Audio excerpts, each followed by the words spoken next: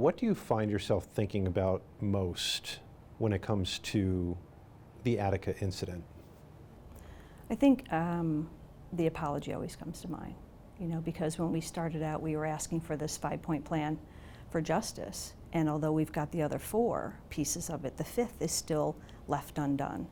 And it's probably just as important to me now, if not more. What inspired you to write the book after all these years? Gary Craig. I think my inspiration was Gary Craig saying to me, listen, I kind of think it's now or never. And we had discussed writing a book 10 years ago, and I just wasn't in the right place. And then, with the lockdown of COVID and everything that was kind of going on, my work was a little bit slow and so was his. So we reached out, we sent out a couple chapters to some companies and we got some bites back quite quickly.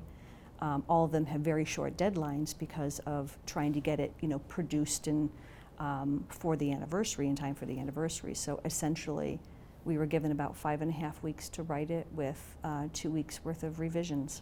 I was reading that one of the more special developments for you is your relationship with other inmates and the families of inmates. I think that initially was a piece of my life that probably would never have happened had I not decided kind of the path that I wanted to take on this, which was to listen to whoever had knowledge of my father and whoever it was. If it was an inmate or if it was a correction officer or whatever it was, I was going to listen to it. And I found some amazing stories, and I found some amazing people, and I found families that were just like mine, kind of left in the aftermath of Attica after their loved one was injured during the rehousing.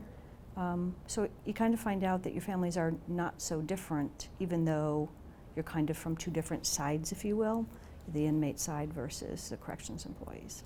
What do you think about the movie that was nominated for an Oscar? Attica has always been a popular topic, but this movie, I think, took it to a different level. I think it took it to a different level as well. I think the movie is very good.